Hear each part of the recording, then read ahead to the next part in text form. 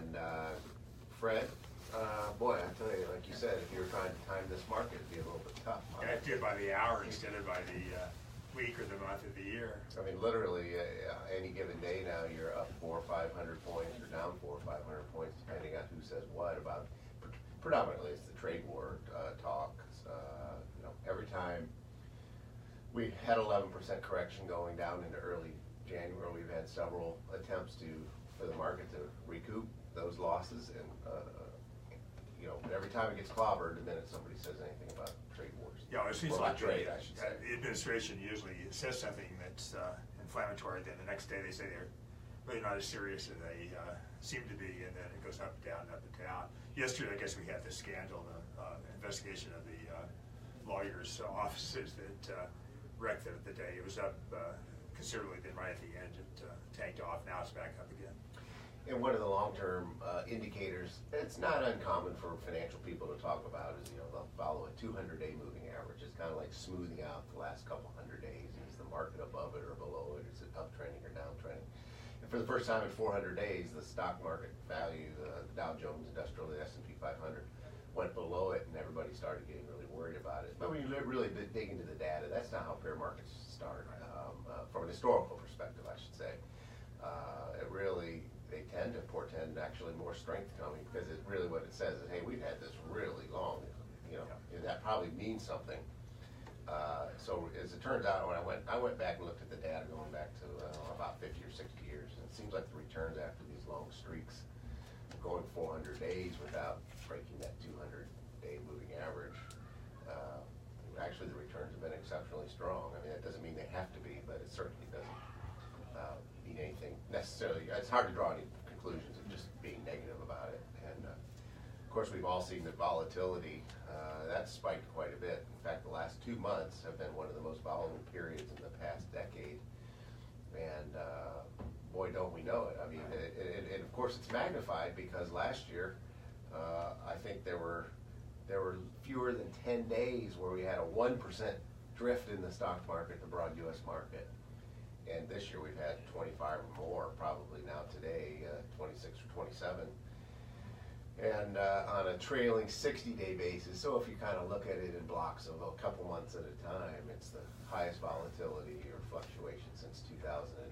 Remember what that looked like. So that sure seems to, it's making its impact this year. Right, and that's sort of what makes the market. There are some people, the economist Robert Shiller and some of his followers think the market is overvalued, but then there's also evidence that individuals actually aren't in a speculative kind of craze now. That some active investors actually are backing off now, and the market's still holding up. So it's kind of a situation where most markets are, where some people think it's going to go up and some people think it's going to go down. Yeah, we've been hearing for some time the stock market's overvalued, and as you mentioned it, a lot of the people suggesting that are using that Robert Shiller's CAPE index, which is a 10-year index. But I know some really, really bright people around the country that have written some pretty fantastic articles that basically kind of take that CAPE index, that measurement away. Well, he's always is like someone at the carnival making a prediction. It's always not as going to happen at any certain time. It may happen sometime in the future, and it probably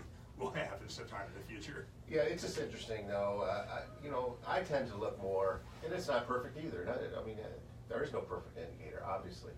But suddenly, when the market was down the last couple days, last week, if you look at the forward price to earnings ratio, it's closer to 16 times earnings. And from a historical perspective, and in a low interest rate environment, which we're still in, I personally can't call that an overvalued market, potentially undervalued still. But we'll see. Interest rates are ticking up. That competes with the stock market a little bit. I was actually thinking about that probably at 3 in the morning about a way to try to think about it. I don't know that I've done it yet. Explain why higher interest rates, how it competes with stock returns. Well, it's because when you buy bonds or lend your money to great companies, and your interest rate now is higher, you're getting compensated more for probably no more risk as far as getting paid back, as far as unpredictability. And so the stock market investors, if they want to be induced to buy shares in those companies instead of lending them money, saying, wait a minute, if bond holders are getting paid more and they're not taking on any uncertainty, we still have just as much uncertainty as ever. we need a premium to that, and the only way to do that is really to discount stock prices in order. You have to give people more to the company so they get more of those earnings. But also, it's not just a question of the direction; it's a question of when. I probably told the That's story why we have before. you here, Fred. You are here for the when. But I went to a meeting of investment people back in 2005, and the topic was the impending crash of the bond market because interest rates were so low they could possibly go any lower. 13 years later, Right. It hasn't happened. Yeah. But again, it may happen tomorrow. But Well, we're certainly starting to see signs of a Federal Reserve that's clearly they've tightened 3 or 4 times now, or I shouldn't say tightened. I should say they've raised interest rates on their overnight Fed funds rate 3 or 4 times in the last 18 months or so. yeah, and that's a good sign in another sense. It means they, to the extent they know, they have some confidence in the economy. They didn't raise it during the period when they thought the economy was shaky. So now they believe that it actually is a situation where they need to provide some guidance. And I think that throws people, Fred. It's kind of like, well, why are higher interest rates bad? Because if the Fed is increasing interest rates, they believe that probably inflation might begin to kick up. That's not going to happen without a strong economy, and a strong economy is good for companies, and it's good for their earnings, and good for increased dividends. And so it's really somewhat of a positive sign. I think people freak out a little too much about rising interest rates. There's been a lot of lengthy periods of increasing interest rates where the stock market has done exceptionally well. And but you're right, everybody's been waiting for this, the bond bubble to burst for at least a decade or more. You said 13 years probably, at least, some up longer. And clearly that's not happening. But when we look at the economy, Fred, I just going through them quickly. Unemployment, new all-time high in February. Hourly wage growth, highest growth in the past 9 years. Demand, as measured by retail sales, made a new all-time high in November, but it grew at a year-over-year pace of about 2% recently. Housing starts for the highest level for the past 10 years just in January. Fell a little bit in February. And then you look at manufacturing, the highest rate of growth in 4 years. Of course, that's from a pretty low base, but do we think too much about do we worry about this manufacturing thing? Intuitively, we all think, hey, we have to be a manufacturing country, but is that because we're anchored to the 50s and 60s when we were basically the only economy that wasn't bombed out? We were kind of the only game in town from a manufacturing standpoint. I think so. It's also a kind of tangible manifestation of the economy, but again, the manufacturing sector isn't tanking its employment in the manufacturing sector. We're manufacturing more than ever, but we're doing it with fewer people, just like the Chinese are doing it with fewer people. So it's more a question of efficiency as opposed to... And is that mainly related to automation? Sure. Largely? And technological change, but the same story happened gradually over a couple centuries. 200 some years ago, 95, 97% of the people worked on farms to produce enough food to feed the country. Now we have 2 or 3% of the people in agriculture production, and we're producing more than ever. And why? Because of all kinds of technological changes, machinery, fertilizer, plants, irrigation. So we've had a huge loss in agricultural employment, but agriculture is as strong as ever. Yeah, and we're producing more than ever. Yeah. Feeding the world, so to speak. We are, along with others. Right. We're not the only game in town, but certainly a strong. There's always this time is different. So some people think, well, even though it happened with manufacturing in the old days, again, all kinds of stories. How many telephone operators would take to switch all the lines now? Probably. Right. You'd take all the people in the world. Right. It wouldn't be enough to do that. And we don't need those anymore because we have other ways of doing it. And so that's happened. But some people think, well, this time it's different. It may be different in some ways in that it's affecting other people. It's affecting not just low-income people, but higher-income people in terms of worldwide competition. So it may be a little bit different, but it's not fundamentally different. What's your take? Warren Buffett frequently says today's the best day to ever be born in America. Do you share those sentiments, or do you have different views? Sure, in terms of the economy and kind of material wealth, I think it clearly is. I guess probably consumption and having almost as everybody has what the richest people couldn't have had 100 years ago type of concept. Well, which is like 20 or 30 years of extra life, which is well, that's pretty, a big one. pretty valuable. That's a big one. It's in our industry for financial planning and retirement planning. It's also becoming a little bit of a curse because okay, if you're going to live an extra 10 years or longer compared to only a couple of decades ago or less, does have financial planning implications for how long our money must last. But and also the quality of life in terms of hip replacements and cataract surgery and things like that aren't they don't prolong your life. They make your life a lot better. Yeah, I see that every day. After over 35 years, you know, my clients that are in their 80s that are getting knee replacements, hip replacements, and it's really, you know, it used to be without that, and even just all the, you know, treatments they can do for heart and all these things that used to be debilitating years ago, where, you know, it's easy to understand why, you know, only a generation ago the average guy would die, you know, in their early 70s and, you know, was retired for 3 or 4 or 5 years and, you know, fixed income worked under those environments, but certainly a little more challenging today. So, you know, I stir it up, and I you know, when I drive around this town sometimes and I think about compared to when I was a kid, I moved here in 1967 at 7 years old, and, you know, my children don't have any concept of what this place used to look like when I was in high school. Or if you look at the campus at the university, it's unrecognizable. Which always kind of confuses me because all we hear about is the university doesn't have any money. I'm trying to get a broad brush here, but you know, I think a lot of people are under the impression that, you know, the state's in trouble, the university doesn't get the funding it used to have, but it looks materially different than it did when I used to play at the Plato lab that Don Bitzer created, you know, in the early 70s. So anyway, I still think optimism is the only worldview that's good. Right. The other thing too, which is we've gotten used to it now. We have really extremely low unemployment rates. 4% is, or 4.7 in Illinois is very, very low by any standards. So we're probably not going to get much lower than that. But being at that level is really amazing in some ways. I was in Dallas a week or two ago, and almost every store has a sign out saying we're looking for employees. We're having employment fairs, things of that sort. And even here, you know, it's much better than it was 2 or 3 years ago. Yeah, I think pretty much anybody who's capable of getting a job can get one right now. It's just that I think that unfortunately for certain sectors of our population, the school, the educational system is such a disaster that they're just, so many people are unemployable. Yeah.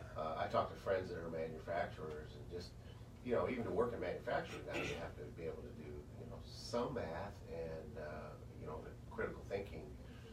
And their biggest challenge is, you know, because we've been pushing everybody to college so much, everybody needs to go to college, that kind of like the good old trades and skills have been getting left. But there's also, I mean, there's skills and there's also reliability. The other issue is getting people who are smart show up and pass the mandatory tests and so on. Yeah, I have a friend of mine owns a large paper company, and then I promise we'll move on to investing, guys, in financial planning, retirement planning. But he said, boy, he really picks on the millennials, but he's a grouchy old guy like me, I suppose.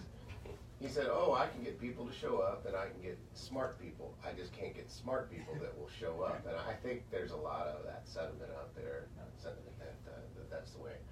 Well, Daniel Ruedi, not to be outdone by your brothers, David and Paul wrote some articles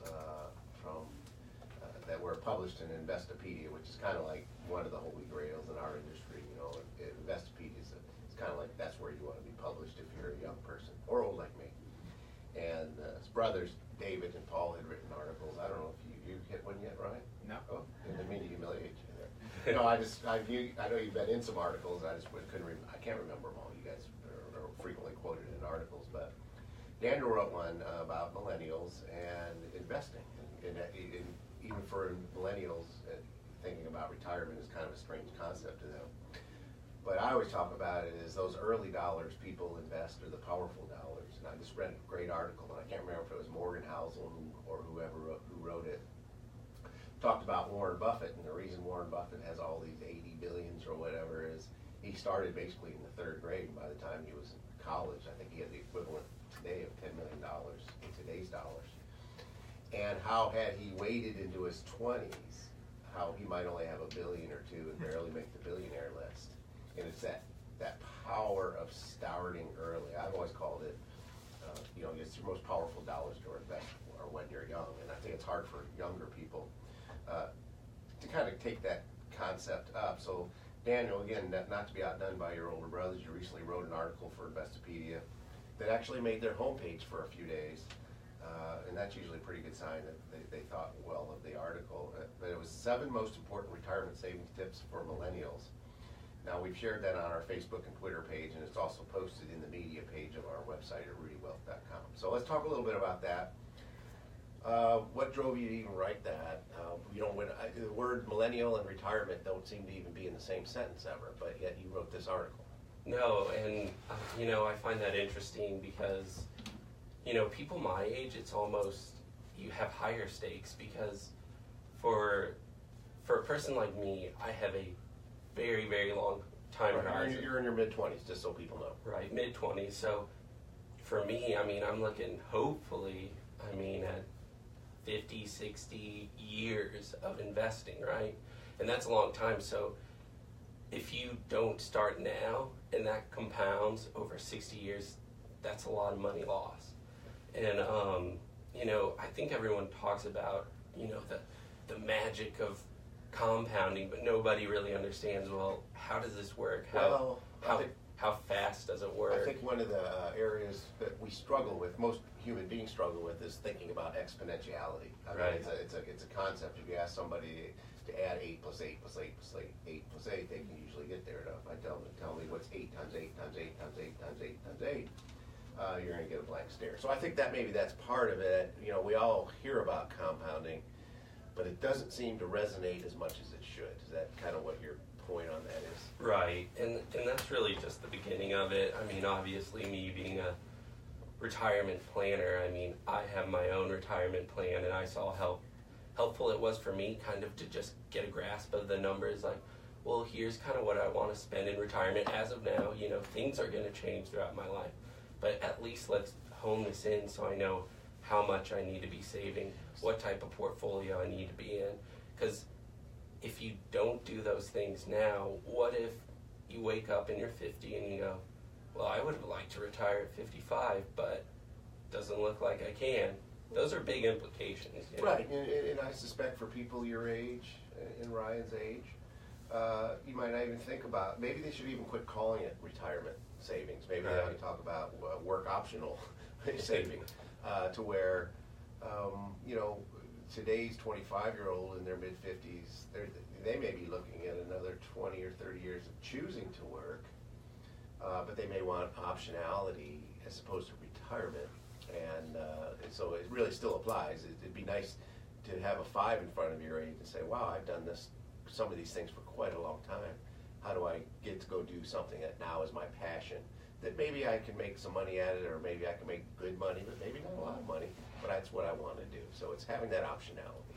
But it's like, for me, everyone has goals, and we always talk about these life goals for retirees, but people my age have the same thing, so why not start kind of honing in what are my goals throughout my life? Let's start pointing somewhere. You begin fencing it in, as right. I call it. It's kind of like whenever we're talking about whether it's with a 60-year-old, we're still thinking about 30 years potentially of planning. And even on the front end of that, I'll frequently say, look, let's take the pressure and the stress off what we're going to talk about today, because we're sort of guessing here.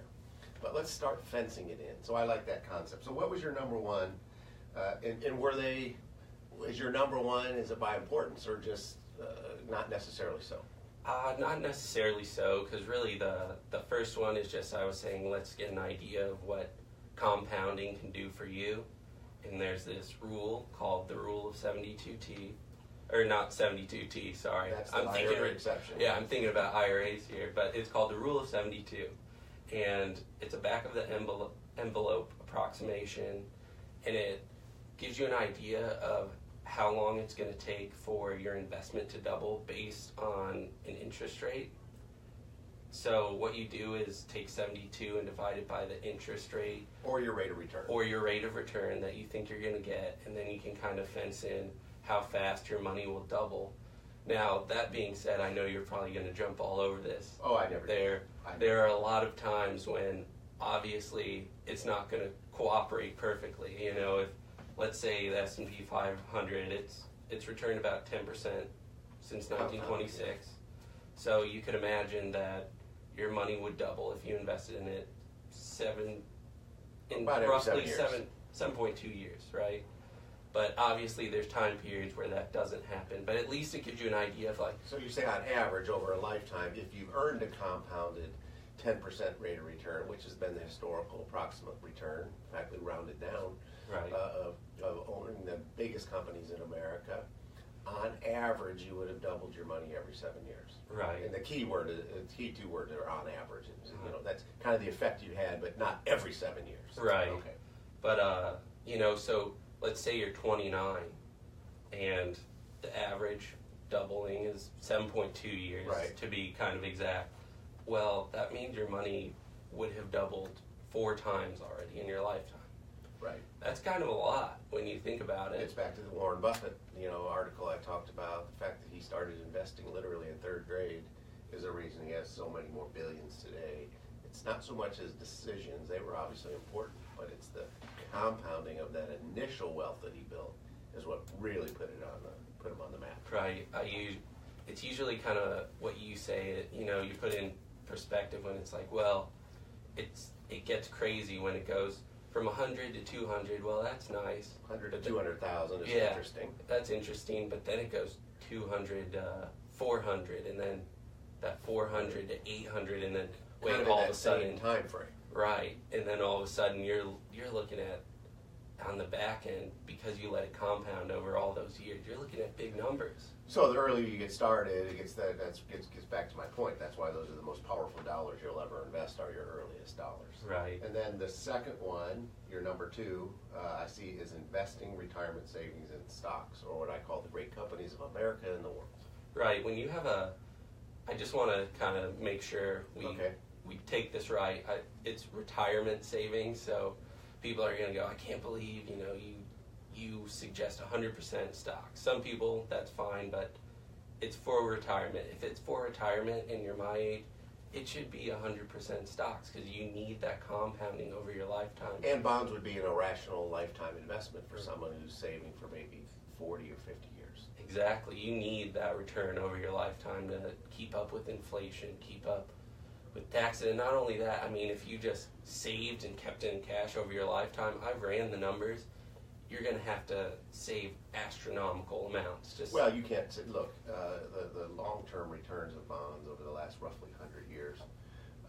Just use corporate bonds. After inflation is about 3%, but after taxes and inflation, it's about 1%.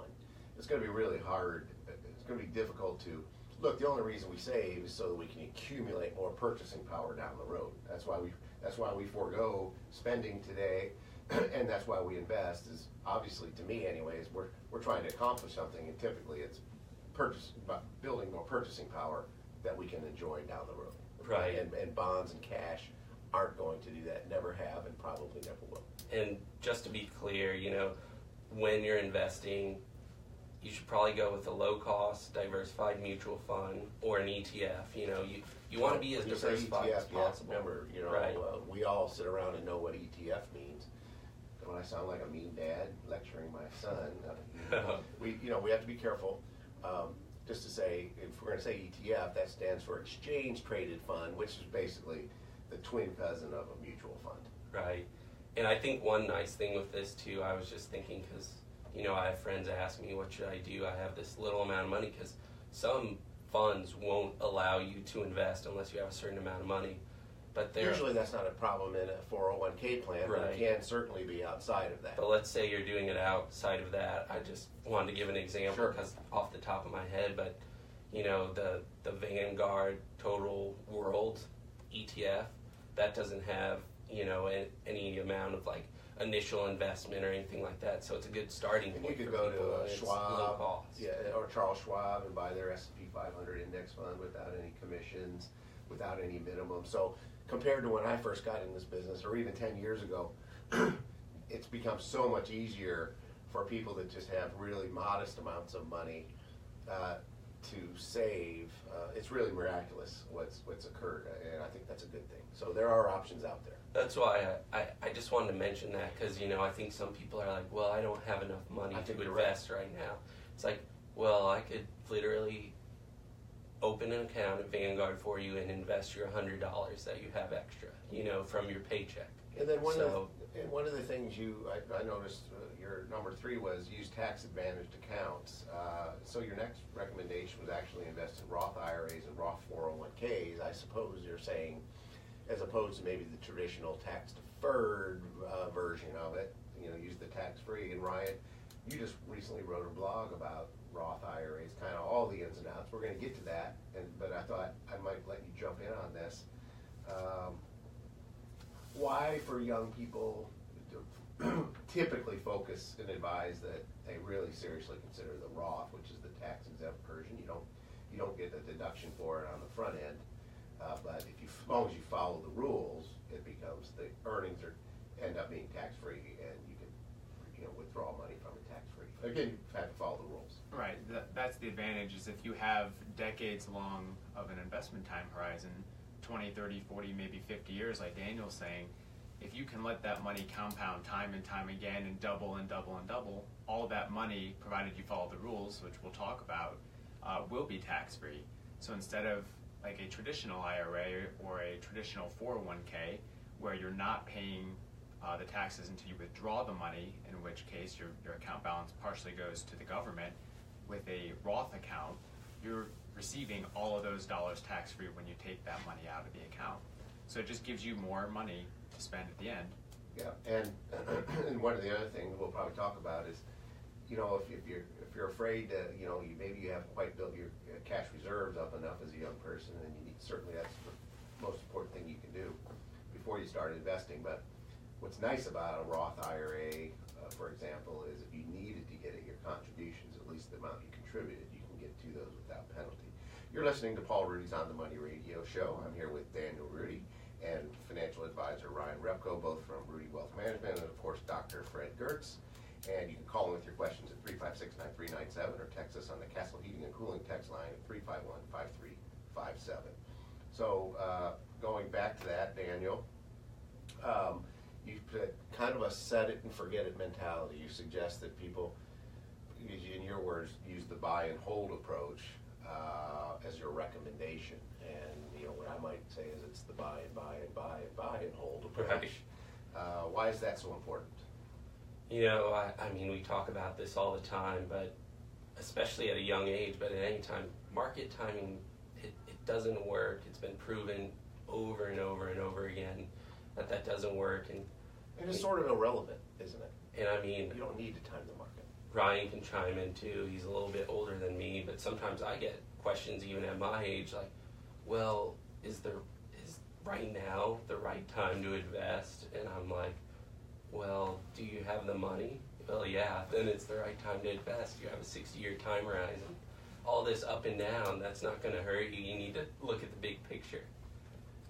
And I think the big picture is, look, if this money belongs in the great companies of America and the world, it belongs there before sundown today, because if you just look at the sheer odds, the odds of it prices being higher a year from now are about 3 out of 4. So that's pretty compelling. Now we recognize that you can put it all in today, and next week it's worth 10% less or 20% less. Impossible to know ahead of time, but you have to play the odds, and the odds say, for most of the situations, if it belongs in the ownership of the great companies, you do it today. And it's irrelevant if it goes down 10% next week if you're not pulling that money out for 30 or 40 years. So again, having that long-term perspective and what's the money for and when is it going to be needed, the short term is really irrelevant. Fred, we sit here, I won't put words in your mouth, I do it frequently. I talk about the irrelevancy of short-term gyrations, but it always seems relevant to everybody's brain. All the decades you've been sitting by watching people behave and investing yourself and watching people make these classic mistakes of not recognizing that, look, the best idea is usually to do nothing. Right. Is this just an innate, primal inability in your view to just not look at today and say, wow, it's up 500 points, and it's just, to me, it's where it's going to be 5 or 10 years from now. I just can't. For the life of me, you and I have been at this a long time. Why does it ever? Why do people never learn? Well, I think it's behavioral, which is kind of a saying that's human Primal. nature.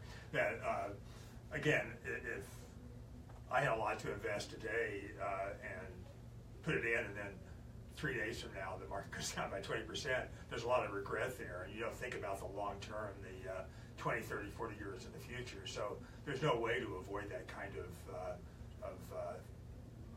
potential that you may suffer something you'll really regret right away. But again, in the long term, it's pretty much irrelevant. Yeah, we talk about that, but I think people listening say, well, irrelevant to you, especially if I get someone who's in their 70s or even 60s at times. They'll say, yes, but I don't have as much time as you do to recoup it.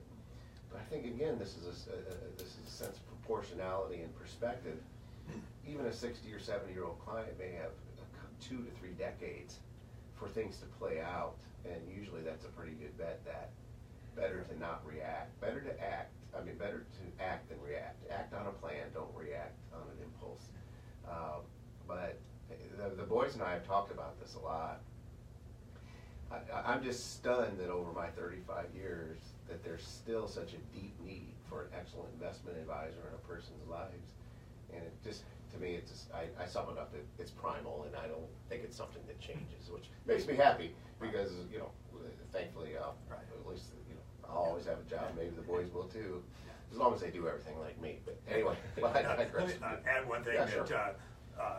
Is obvious, but maybe not obvious to everyone, and that is not just invest early, but the more you have early, the better off. So saving early, even though it may be painful, is really, really important. It's not just investing, but so if you have twice as much to invest early on, you're going to have 5 times or something later on. So the $5 lottie is more expensive to a 23-year-old probably than a 60-year-old. Oh, of course. Yeah. And I think if people could think in terms of that, what is this $5 or $6 or $7 coffee as a 25-year-old? What's it really costing me in terms of what if I didn't spend it? It's kind of like, well, what if I didn't? What's the unseen that I'm missing? And I think that's part of the equation. But you're right. It is important, Daniel and Ryan, that we always focus on starting early. But as Fred said, and we did a show on this one time about, lifestyle creep. The other is equally important to me, and the why was what Fred just said. It's the amount you're also saving is important for 2 reasons. Obviously, if you can double your money on average historically, I'm not suggesting that's what's going to be the outcome in the future. Past performance is no indication of future results. Makes the regulators happy. It keeps your lifestyle in check. And I think that's the part that really gets away from people. And that becomes the trap. It's the coin with 2 sides on it. High savers are naturally low spenders. Low spenders are naturally high savers. And those are the people. We're going to keep moving on that, Daniel. Keep costs low, you wrote. Shouldn't surprise anybody listening to this show. Costs matter. Your thoughts on that? Really, what you can see from a lot of studies is that, costs of mutual funds and your return are inversely correlated, right? Which really means that, okay, if they're charging 1% and your return is 10% gross return, well, now you have 9%. Right. Let's say you can get the same thing for 0.25%.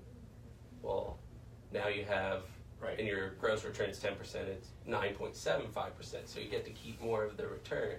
And that's always a good thing. I think just keep things simple. And So when it comes to our investments, you want to keep your costs low. I think what confuses people is advisors do charge for advice.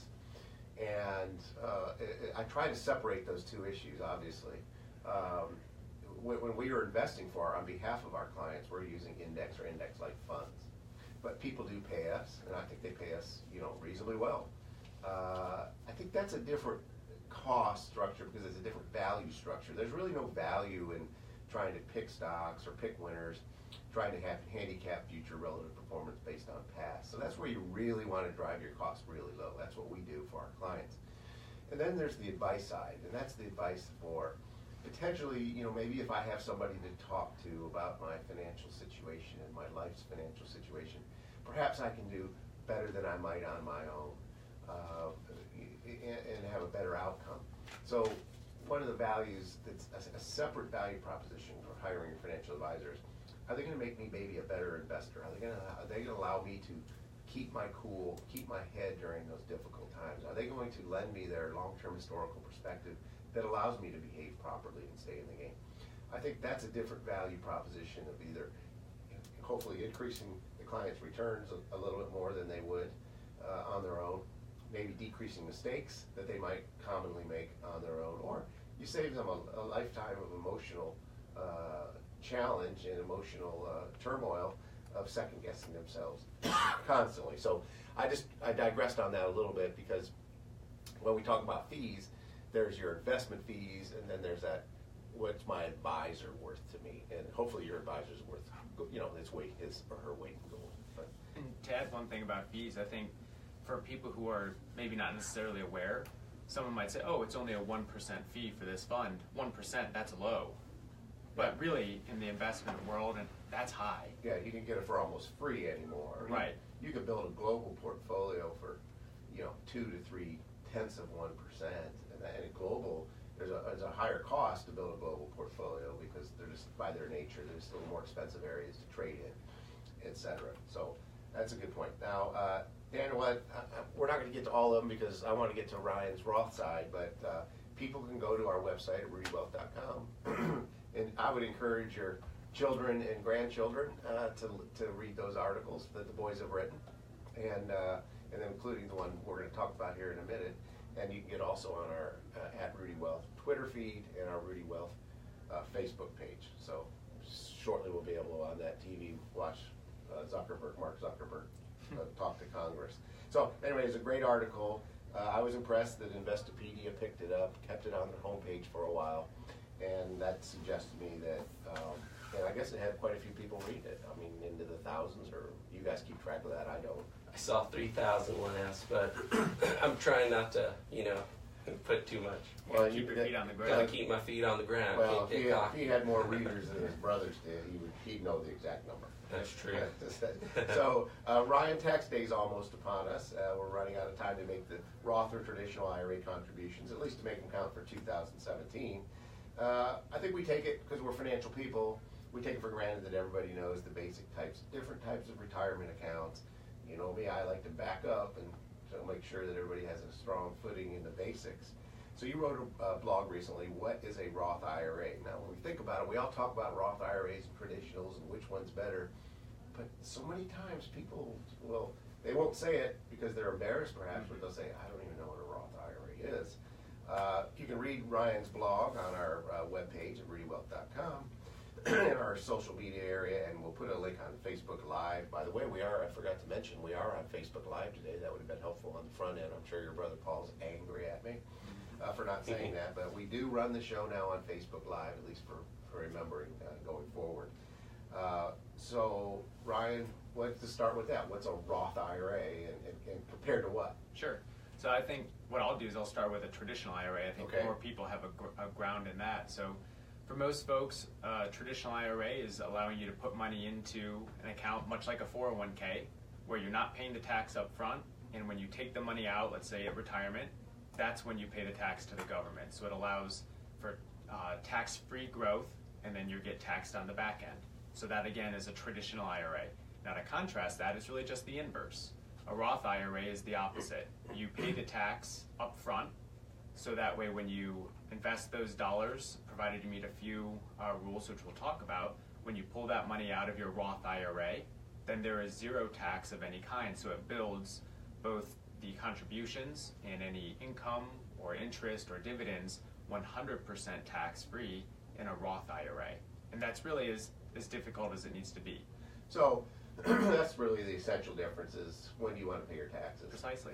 Today or down, and then really that probably comes down to an arbitrage situation, which is a fancy way of saying, if I think I'm going to be in a much higher tax bracket down the road compared to today, I want to go with Roth, and then that's going to benefit me more. if I think I'm gonna be in a much higher tax bracket this year than I will be down the road, then I'm gonna look more towards the traditional. There's no perfect answer on this. We try to have a degree of reasonableness to this. Now, Daniel, you work with people that, you know, and even your friends that contribute to Roth IRAs. How much can people contribute? For people under 50, you can contribute $5,500 per year, and then once you're at 50 or over that, you get an additional $1,000 to contribute, so a total of $6,500. Okay, so that's kind of the limits there, but then there's also these income limits, Ryan. Not everybody can just automatically do a Roth IRA. Right. Not everyone can, but the vast majority of Americans probably will be able to qualify for contributing. You're given a limit in how much you can make in a year, and without getting overly complicated in U.S. tax law, the terminology is MAGI, and so the MAGI is MAGI. MAGI. Modified gross adjusted income. Thank you for that recap. And I don't want to gloss over these terms because I know them. Right, I understand. Yeah, but the point of it is that you can make up to $189,000 in this modified adjusted gross income and still contribute to a Roth IRA before being started to be throttled back on how much you can So contribute. for practical purposes, most people, as you said, Right. probably going to qualify to be able to do that. And that number is for a married filing joint household. Okay. So a single household, still very high, you can have that MAGI amount of $120,000 a year as a single filer. So again, chances are you can contribute for most Americans. And we're talking about trying to contribute for 2017. We have a deadline coming up to this tax filing, but then it doesn't mean you can't do two of them, because you can do your 2018 early in the year as opposed to waiting until next April. It's not like we have to wait, you know, until the year's over to do this. Right. That's maybe a lesser known fact that you have up until tax day to essentially retroactively apply your contribution to either a traditional or a Roth to the previous tax year. So for this year, being the tax day is April 17th, 2018, I have up until April 17th to make a contribution for 2017. And so what it does is, if you're maybe closer to retirement, it allows you to meet one of the rules that we'll be talking about here, that you have to have this money invested in a Roth IRA for 5 years before you can take it out. So let's talk about those withdrawal rules, because I think where there is confusion, there's rules on who can do it, you know, who can invest in them, but then we have these, I wouldn't say they're sticky rules, but they're very specific rules on how to make sure that if you're trying to invest this money for tax-free status for a lifetime, you have to follow some rules. Let's get into that a little bit. So there's essentially 2 rules with a number of nuances. So rule 1 is what I just mentioned. If you're putting money into a Roth IRA, it has to be there for 5 tax years. Now the nuance of that is that tax years is not calendar years. So as I just mentioned, you could make a contribution today and then have that apply for the tax year 2017. So you can cut off essentially 1 year of a calendar time and make it count for 5 tax years of contributions. So that way, once you've hit that 5 tax year limit, that's step 1, or the first hurdle that you have to get over to make sure it's a tax-free distribution of your money. Okay, so we've got to follow these rules. Of course. Otherwise, if you don't, I can explain in a moment how that might impact you. But let me get to the second rule. Okay, that was rule number 1. Keep us on track with the second rule being, once, or assuming you've hit that 5 tax year requirement, then you have to make sure that the distribution is for a handful of different reasons. Again, making it a tax-free distribution. That would be being 59 and a half or older, which is the normal retirement age for pulling out your money in a Roth or traditional IRA. You could pull your money out tax-free if it's attributed to the person being disabled. For a first-time home purchase, up to $10,000. And then, of course, the death of the account owner, with the proceeds being made to the beneficiary or estate. So if you meet any one of those 4 conditions and the money's been invested for 5 years, then it's a tax-free distribution from your Roth IRA. So what happens if you don't meet one of those requirements? Let's say you don't have it in for 5 taxable years. One of the great things about a Roth IRA, like you alluded to earlier, is that you always have the ability to take out the contributions you put into a Roth IRA tax-free. Are custodians, do they track that? Who has to track contributions versus, I think the custodians do a pretty good job these days of being able to track that. But it's one of the things you want to make sure you're, as an investor, is that you're able to put your hands on that data, whether the custodian where your IRA is at can provide it for you or maintain your own records, because you may have to prove that. And I think usually you have a tax form that you're showing the amount you've contributed, so your tax advisor, provided you have one, would be able to Sure. probably assist you. But that's just the important point to make. So once you've met those goals, those rules, the distribution is tax-free. If you take the money out before the 5 tax years and potentially you've rolled money from let's say a 401k into an IRA, you're paying the taxes to roll that money from pre-tax to after-tax status. Okay, so that's a Roth conversion. It's a Roth conversion. The only caveat or the nuance there is if that money's not been in that Roth IRA for 5 years, you're going to pay a 10% penalty on that money because you've not had it sitting in for that 5 tax year requirement. So it's just an item to be aware of. Once you hit that 5-year limit, then you're okay to pull it out with one of those other 4 requirements. Okay, and what about as a tool? Basically, a Roth IRA, Roth account is just another tool in the arsenal, and there's probably strategic ways that make more sense for some people than others. Are there some of these tools you can talk about? One or at thing, least strategies? a strategy would be if you have for example, a 401k at work, put in your match, and so you get the match from your company. Then given that, of course, that's a traditional 401k, maybe then you make a contribution in a Roth so that you're balancing out your tax-free and your taxable. So you might be able to do something at work, maybe that's traditional plan, or at least the match always is. And then if you want to do some additional investing in IRAs, for example, then you might focus on the Roth. Right, so you get a balance. There's no exact right answer, but the good rule of thumb is that if you can get a balance, you're going to be better off because you'll have options of when you can potentially pull the money out and if it's tax-free. Yeah, so was it fair when you're, and Dan, you can feel free to weigh in on this, when we're talking to clients, usually by the time clients come to us, they've already been doing all these things and they're getting ready to retire, but I know with your friends and some of our younger clients, we do go over this. When we're trying to make that decision, because they're always going to ask you, well, which one am I better off doing? What's that come to? How do you get to that answer? Is that just done in year by year, or is that done in the context of a financial plan, which is generally always the best way to do it? It's best done in the context of a financial plan. Ideally, you'd have one in the first place. You know what the money is for and when it's going to be needed. And as we preach and preach and preach, everything should be built around a plan. So And it's all it can guided. also be timing. One of the strategies we use a lot, or frequently at least, is when clients retire, it's not unusual for the first 3 to 5 or 7 years for them to be in a much lower tax bracket on the front end of retirement. And they can be in a 0 to 10% tax bracket. It's not unusual. And we don't want to let that go to waste. So sometimes we'll even do Roth conversions on the front end of retirement. They'll do that at a very favorable tax rate. And so there's these rules about it. I think Roth IRAs and Roth 401ks are really compelling, particularly for young people. I think as you guys said, it's really the ultimate decision is when you're running your financial plan, you say, well, what if we do Roths? Here's what your outcome looks like. And then, well, what if we favor traditional side where we take the tax deduction on the front end? And then you're always measuring.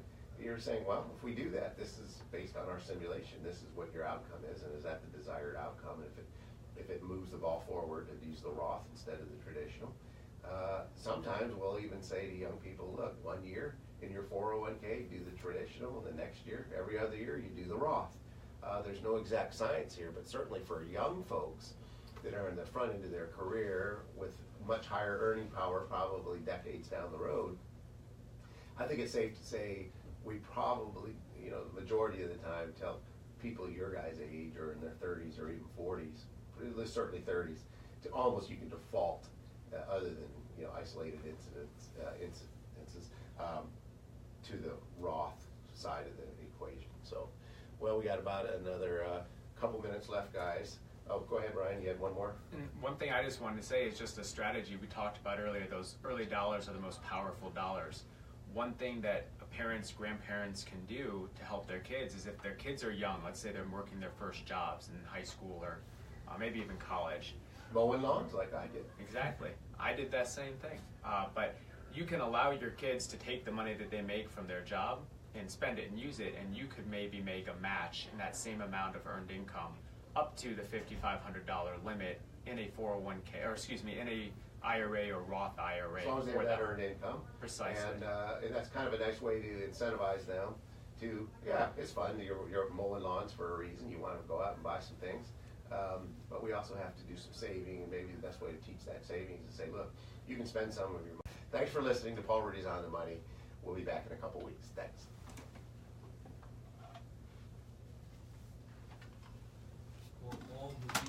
One bit of advice, you check, make sure I'm right though. In Illinois,